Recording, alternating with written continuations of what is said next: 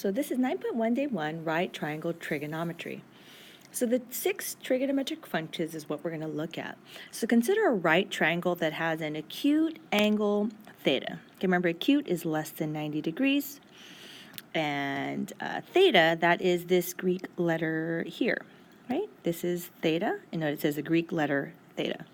The 3 sides of the triangle are the hypotenuse, okay, and it's always a side opposite of the 90-degree angle. So here, so this is the hypotenuse. Okay, also abbreviate to hype. Then the side opposite of theta, okay, opposite of theta will be on the other side. This is opposite. And then, of course, side adjacent to theta. Okay, and then that is this one here, the one touching the angle. Okay, and then the hypotenuse is always, like I said earlier, is always opposite the right angle. Okay, and I talked about that yesterday in that, the 90 degree, that because that's the largest angle, the hypotenuse, the side opposite, is the largest side. So the ratios of the right triangle side lengths are used to define the 6 trigonometric functions. So we know sine, and then cosine, tangent. Okay, those are the 3 that you hopefully remember from geometry from last year. Then we have also cosecant. We have secant. Then we have cotangent. Okay, so that's what we're adding on today. So these 6 functions are abbreviated as follows. So you do know sine. Sine is just S-I-N, the first 3 letters. Cosine, the same thing, the first 3 letters. Then we have tangent, T-A-N. Okay, then we have, I'm going to skip cosecant. Secant, we have S-E-C, right? We can take the first 3 letters. Cotangent is the same, C-O-T, the first 3 letters. Now, looking at cosecant, we cannot call it COS, right? Because what does that remind us of? Well, it reminds us of cosine. So the way that they write cosecant is CSC. Okay, cosecant is CSC. So those are the 6 functions that are abbreviated. Now, let's go ahead and do our definitions of trig functions. We're going to let theta be an acute angle of a right triangle. Then the 6 trigonometric functions of theta are as follows. So for sine, we know that this is sine of theta is opposite over hypotenuse. Okay? Then we know that cosine of theta is adjacent over hypotenuse. Then tangent of theta equals opposite over adjacent.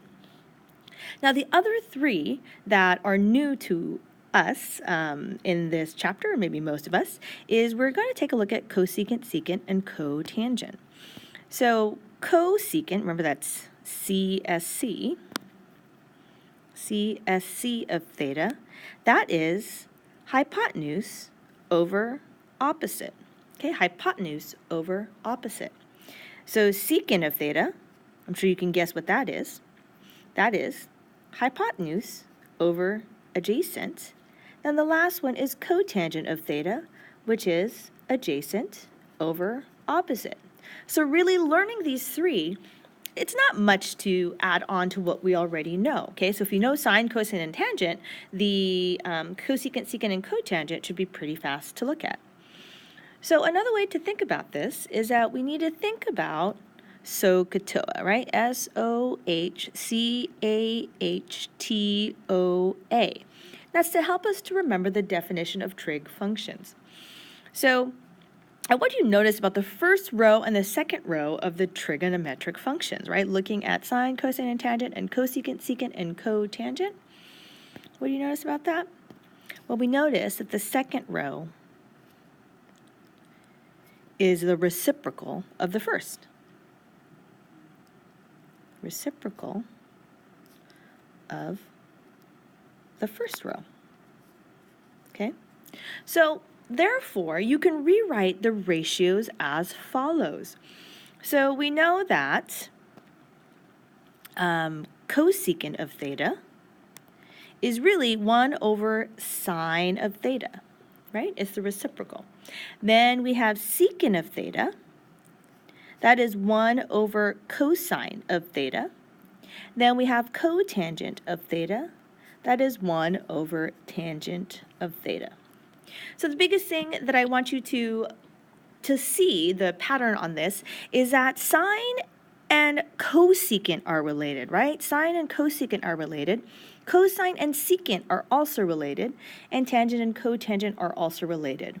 Now, when we're thinking about sine, sine goes with the cosecant, okay? It's never sine and secant, okay? Those are not the same. So when we're taking a look at these, just remember that S and C go together, or C and S go together. It's never the same letter, right? It's never S and C and C. Okay, so I just want you to recognize that pattern now. So let's take a look at evaluating the trig functions, evaluate the 6 trig functions of the angle theta. So what information do we need before we evaluate the 6 trig functions? We have 5 and 12, so what are we missing? Well, we're missing the hypotenuse. And how do we find the hypotenuse? Well, if you remember, we need to do the Pythagorean Theorem, right? And we don't know what C is, so that's what we're trying to find. And then A and B, right, is one of the sides here, one of the legs there.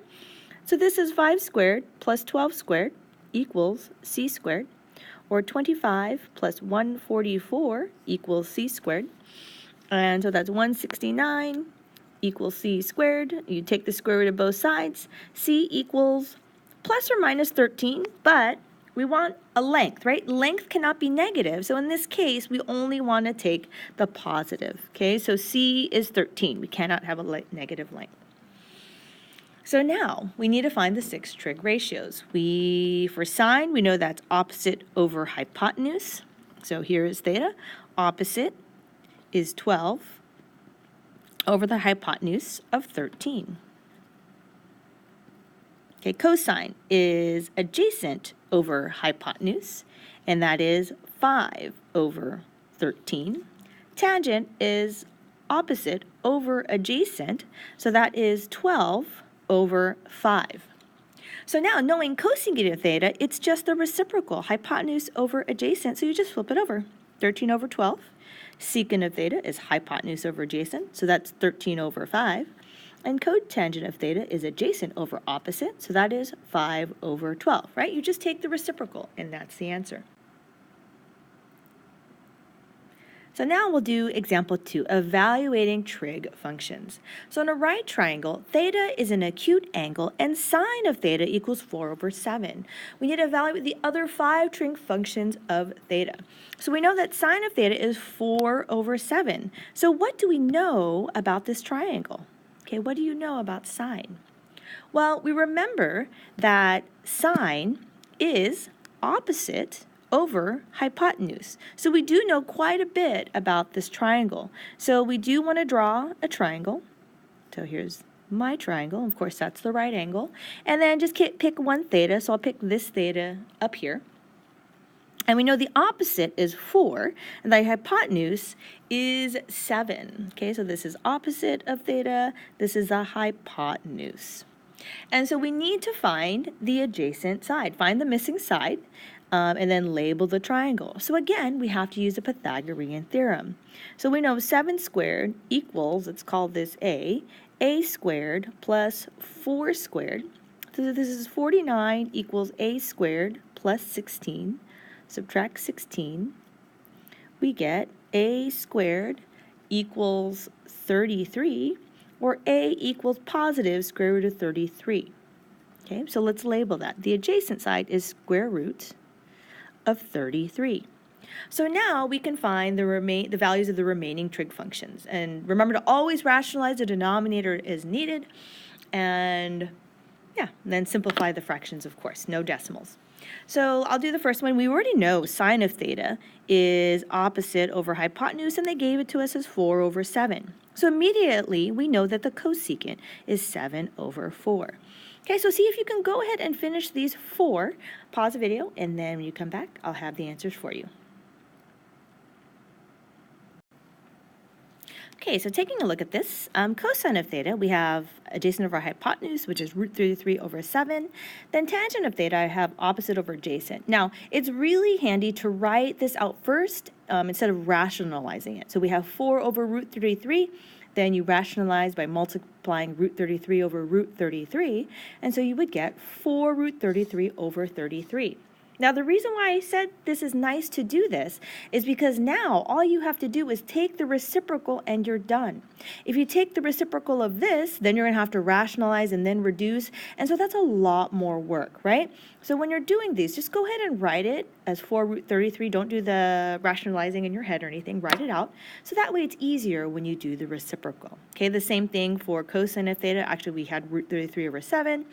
And then, so the reciprocal is 7 over root 33, then you rationalize, right? Notice that this just becomes, you put the root 33 at the top, and then it's just 33 at the bottom.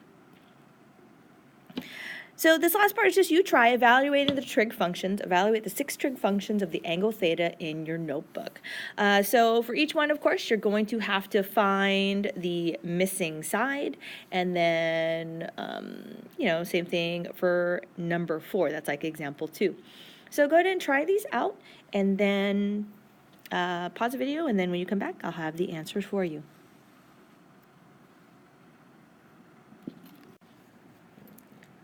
Okay, so hopefully you tried this out. So if you did this on number 1, the missing side, the hypotenuse is 5. So you have 3 over 5 for cosine, and then the reciprocal 5 over 3.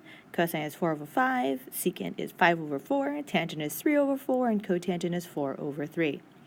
For the second one, the missing side is 8, so sine of theta is 15 over 17, cosine is 8 over 17, and tangent is 15 over 8. And then, of course, reciprocals for the other trig functions. For number 3, sine of theta, you get root 2 over 2. Now, if you did this, you would have gotten 5 over 5 root 2. Right, and that reduces to 1 over root 2, and then rationalize the denominator. Okay, that's how you get root 2 over 2. And then because it's an isosceles triangle, the cosine is the same, root 2 over 2. Tangent of theta is 1. Then the reciprocal of cosecant of theta, of sine of theta, is cosecant of theta, which is just root 2, right? You're looking at the 1 over root 2. The reciprocal is just root 2. And then cotangent is 1. For the bottom one, so you know cosine is 7 over 10, so we already know that here, so we know the reciprocal is secant.